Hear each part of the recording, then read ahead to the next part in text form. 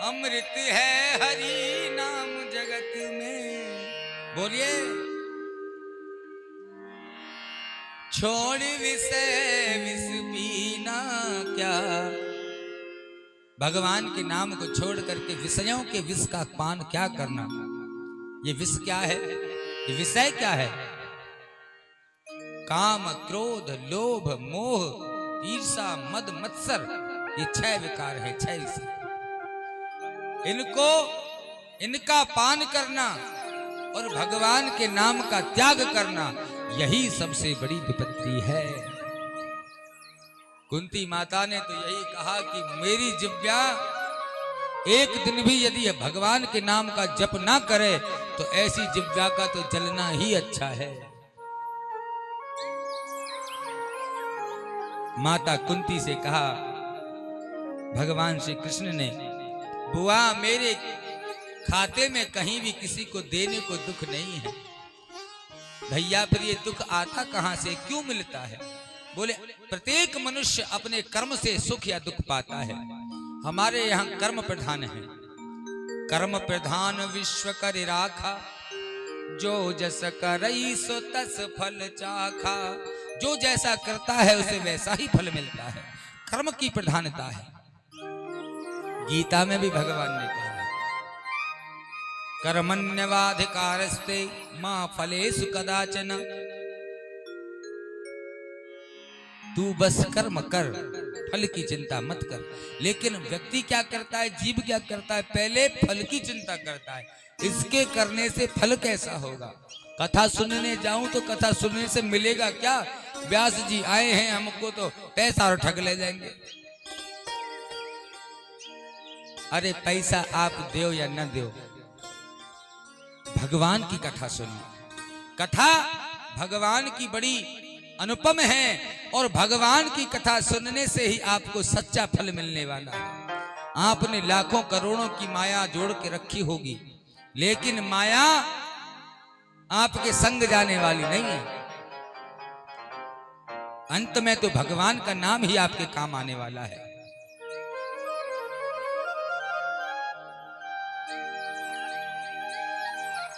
पत्नी भी साथ देती है तो केवल मकान तक। संबंध किसका कितना कहां तक होता है, ध्यान रखना।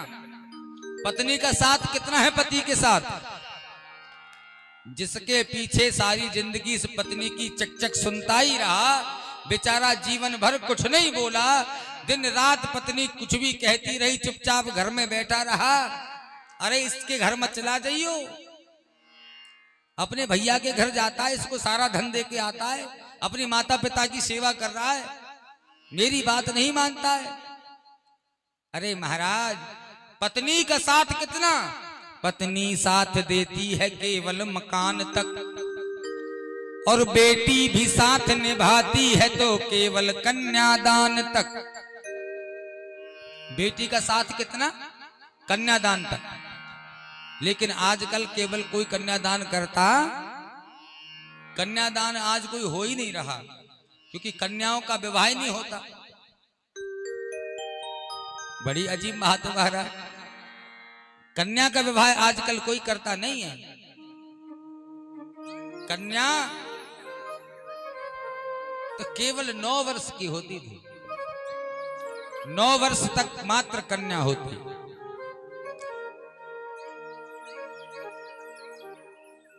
7 वर्ष की गौरी, 9 वर्ष की कन्या। इसके बाद तो स्त्री का विवाह हुआ, कन्या का नहीं।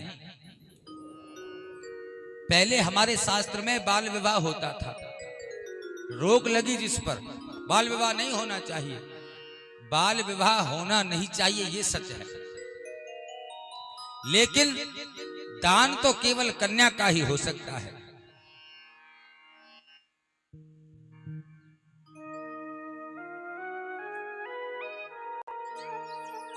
अब आजकल तो कन्या भी कन्या नहीं रही महाराज, अपने मन पसंद मन इच्छा से अपने पति का वर्ण करती।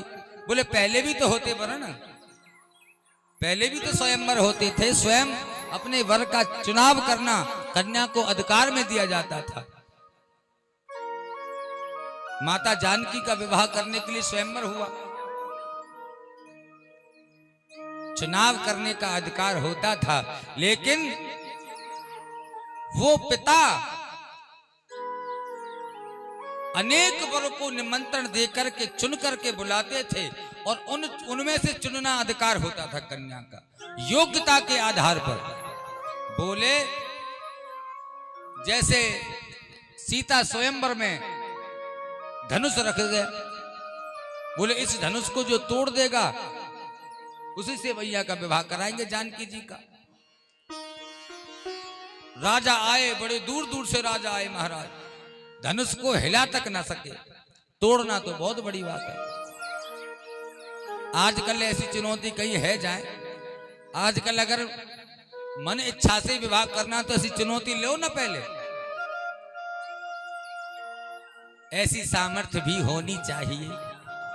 माता सीता के अंदर वो सामर्थ्य थी, इस पिनाक धनुष को कोई हिला नहीं सकता था, लेकिन इस धनुष को सीता जी ने जब चौका रसोई कर रही थी तो उसे उठा करके साइड में रख दिया। जनक जी को आश्चर्य हुआ, बोले ऐसा वर इसी को चाहिए जो इस धनुष को हिला डुला सके, इसे चला सके। ऐसे वर का क्या फायदा कि इसने धनुष उठा के रख दिया और पति इसका धनुष हिला तक न सके। यानी वरण पति का अगर हो तो ऐसा होना चाहिए जो कन्या की रक्षा भी अपने बाहुबल से कर सके, इसका लालन पालन अच्छे से कर सके।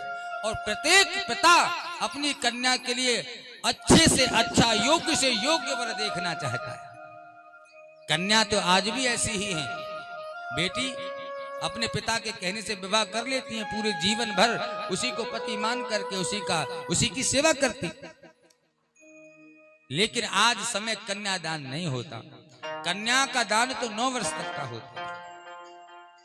आज तो बालिग की उम्र जो लगती है वो 18 वर्ष, 18 वर्ष से पहले विवाह करना ही वर्जित है।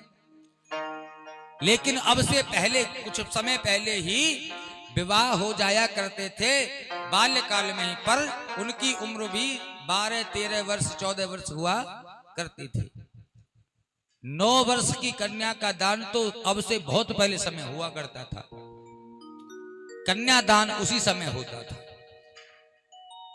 लेकिन कन्या का दान करने के बाद में जरूरी नहीं कि उसका साथी भेज दिया जाए, गोना भी हो जाए।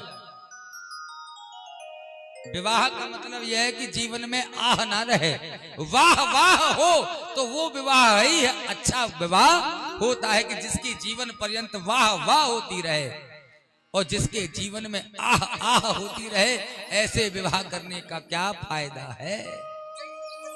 जो अपने मनमुखी होकर के विवाह करती हैं स्त्रियां या पुरुष, उनके जीवन में आह आह ही होती रहती है, विवाह उनके घर में कभी होता। बोली भागवत भगवान की।